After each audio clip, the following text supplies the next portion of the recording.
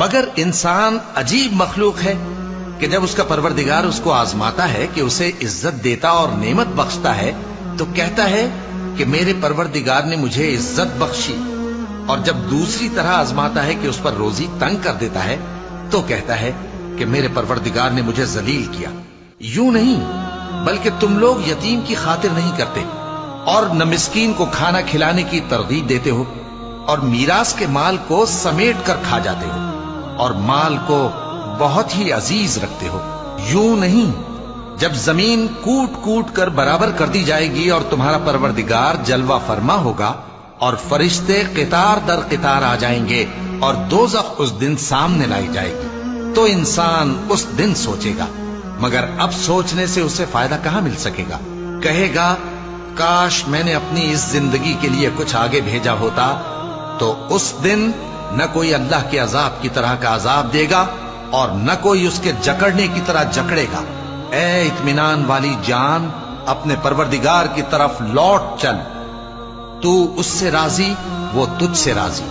سو تو میرے خاص بندوں میں شامل ہو جا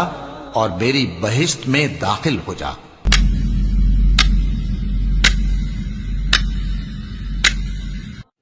فَأَمَّا الْإِنسَانُ إِذَا مَا ابْتَلَاهُ رَبُّهُ فَأَكْرَمَهُ وَنَعَّمَهُ فَيَقُولُ رَبِّي أَكْرَمَنِ۔ لیکن وہ انسان جب اس کا رب اس کو ابتلا میں ڈالتا ہے، اس کی آزمائش کرتا ہے، کس طرح سے اس کو اکرمہ ونعمہ، اللہ اس کا اکرام کرتا ہے،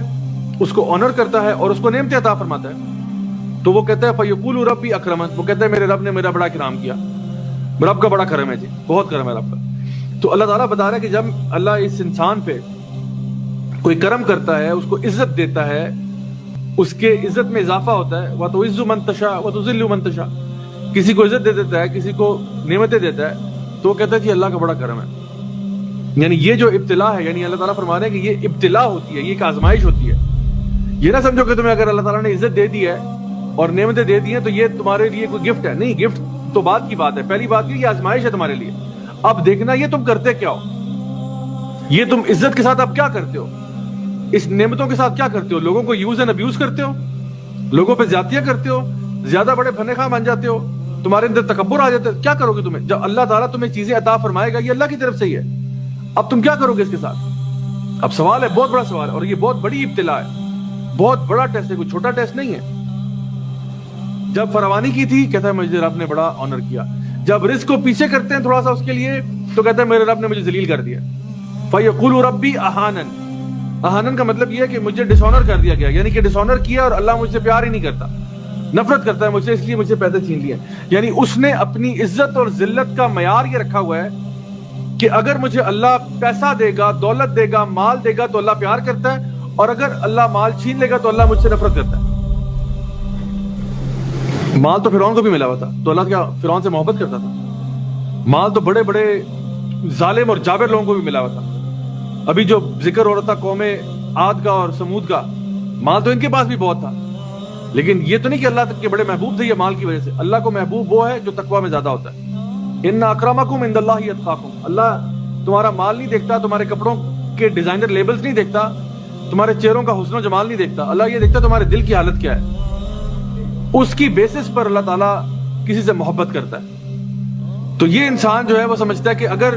میرے پاس کچھ چیز زیادہ بہتر آ گئی ہے تو اللہ محبت کر رہا ہے، اگر کم ہے تو پھر اللہ تعالیٰ محبت نہیں کرتا۔ ہمارا یہ ایک اوپینین پیدا ہوتا ہے کہ میری عزت، میرا سٹیٹس میرے پیسوں کے اوپر ہے، میں کون سے کپڑے پہنتا ہوں میرے کپڑوں کی وجہ سے میری عزت ہوتی ہے، میں کون سا موبائل فون کیری کرتا ہوں میرے موبائل فون کی وجہ سے میری عزت ہوتی ہے، میں کون سی گاڑی چلاتا ہوں، نئی گاڑی یا پرانی کوئی پٹیچر سی گاڑی چلاتا ہوں، اس کی بیسس پہ میری عزت ہوتی ہے، میں کون سا ویڈیو گیم کنسول کھیلتا ہوں اس سے میری عزت ہوتی ہے، میں نے کون سا کمپیوٹر رکھا ہوا ہے، میں کس اپارٹمنٹ میں رہتا ہوں، میں کس لوکیشن میں رہتا ہوں، میں کس گھر میں رہتا ہوں، اس سے میری عزت ہوتی ہے۔ اور اگر یہ چیزیں میرے پاس نہ ہو تو پھر میں ذلیل ہو رہا ہوں معاشرے میں۔ یہی عقیدہ جو تھا نا یہ کفار کا تھا، مشرکین کا قریش میں۔